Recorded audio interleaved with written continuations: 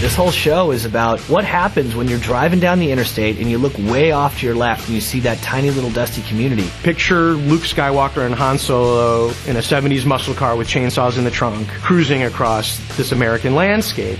And our show turns left and drives out there, kicks up the dust, and explores it. We show you the demons, we show you the spirits, the ghosts, the, whatever it may be, and we attack them head on. These are just two American guys that are running around trying to, help out their fellow countrymen and, do whatever they can do.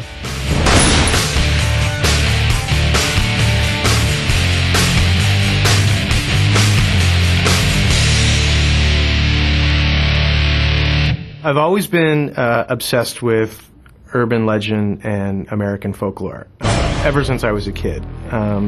There was a book, I think I even remember reading in 4th grade, which was just urban legends for kids, just these gross little stories. And I mean, I can trace it back from that time on. Horror movies I've just always been into. And I've just always sort of loved the genre. It's fun and it's scary and it's getting a visceral reaction out of people is, really enjoyable, and it's just something I've always gravitated towards. When it came time for that development season, and I sat down with the executives at Warner Brothers, and they said, what's the show that you've always wanted to do? And I said, I have this great idea. I said, I have it all worked out.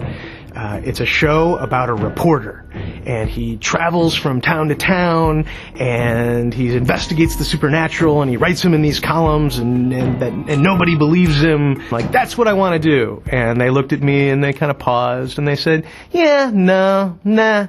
Like, we really like the idea of doing urban legends and American folklore, but nah, not into the reporter. What else you got? So I said, well, I did think that, one way to do this show would be to do it as Route 66 and put two guys in a classic car and cruise them from town to town, and just they get involved in these supernatural mysteries, and then they basically just drive in and out of a different horror movie every week. And the studio said, we love that, do that. We seemed to hit it off on the core idea of doing something supernatural that echoed the true scariness of the X-Files back in its day, and then got working on the idea itself, which really morphed from this kind of investigative reporter, and it became about two boys on the road and reconnecting their family together, and the kind of quintessential tour of faded Americana. I wanted McG and Peter Johnson involved from the beginning because I wanted people that I could bounce ideas off of, people with great instincts, and McG with just his attitude of making sure that it's fun and making sure like we're really hitting the emotional beats of that hero's journey. I was originally attracted to the project for two reasons. One, we'd been chasing around Eric Kripke for a long time, and I really responded to his voice.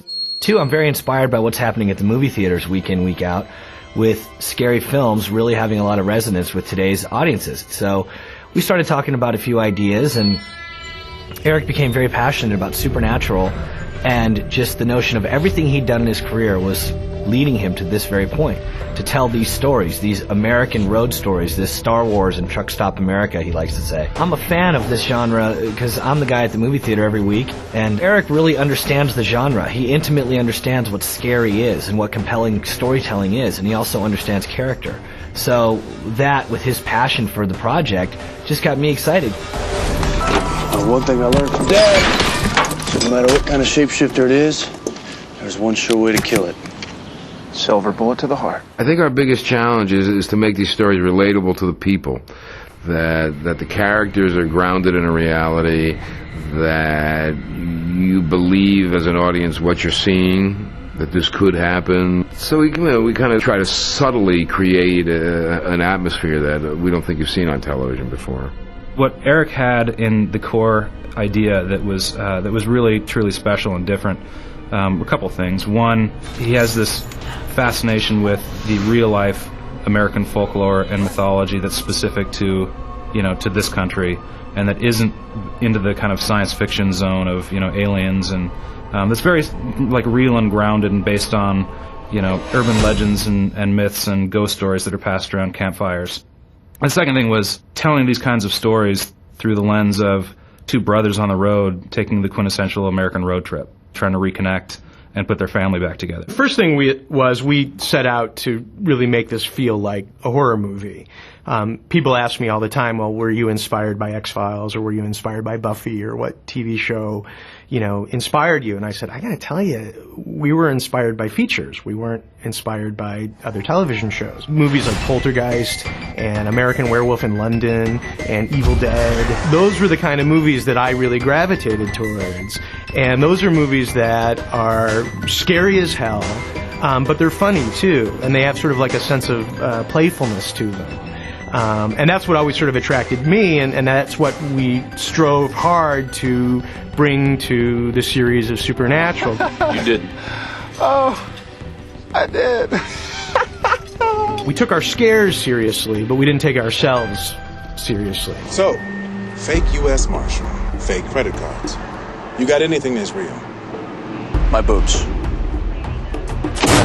Creating Supernatural, the pilot, was a very difficult birthing process. There was a whole other version of the Supernatural script. The woman in white was not in it.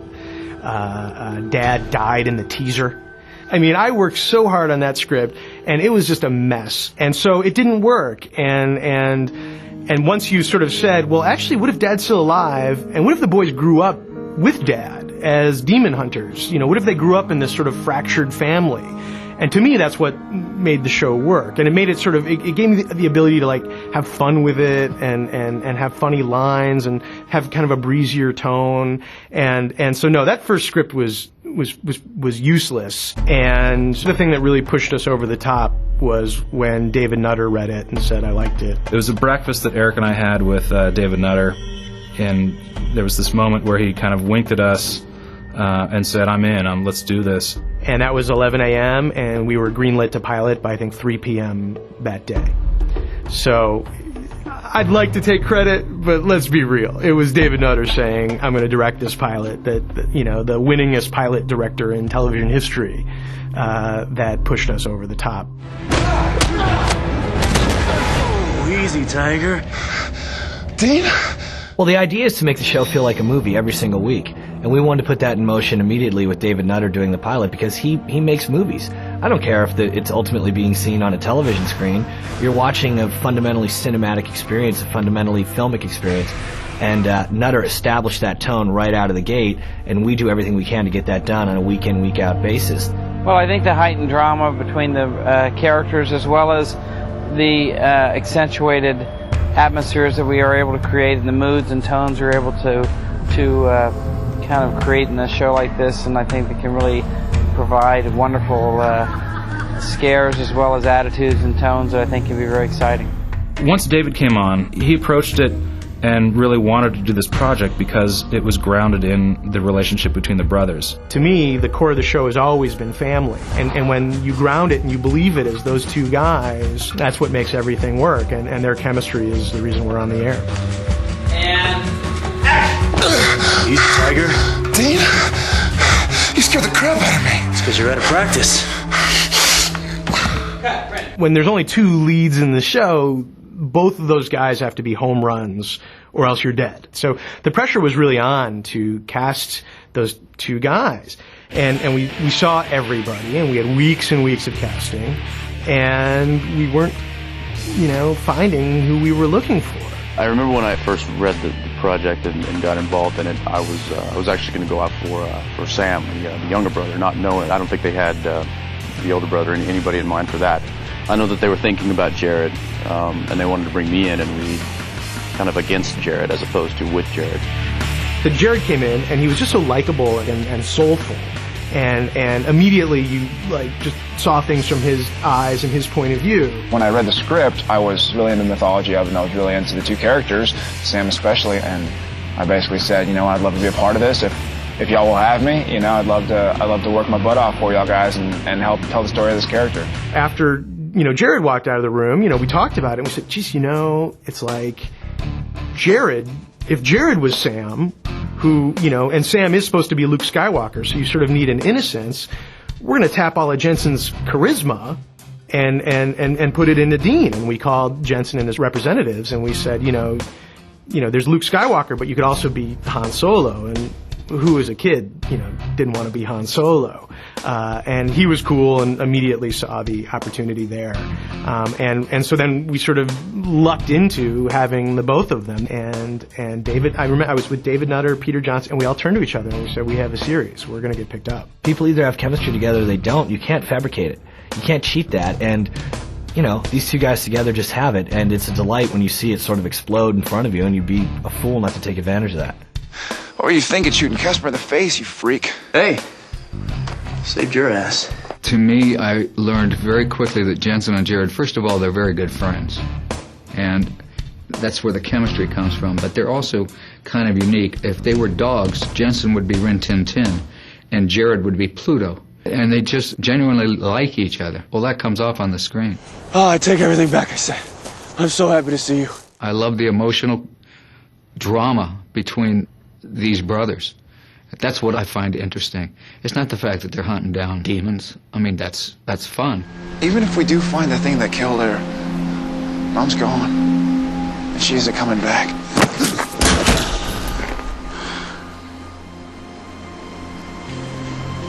Don't talk about her like that. I think the show is going into a very real emotional world where we're really getting to see the dynamics of two brothers. Sam wants to be in school. Dean wants to be out on the road, and that's just the surface of it. And then you begin to develop and understand all the underlying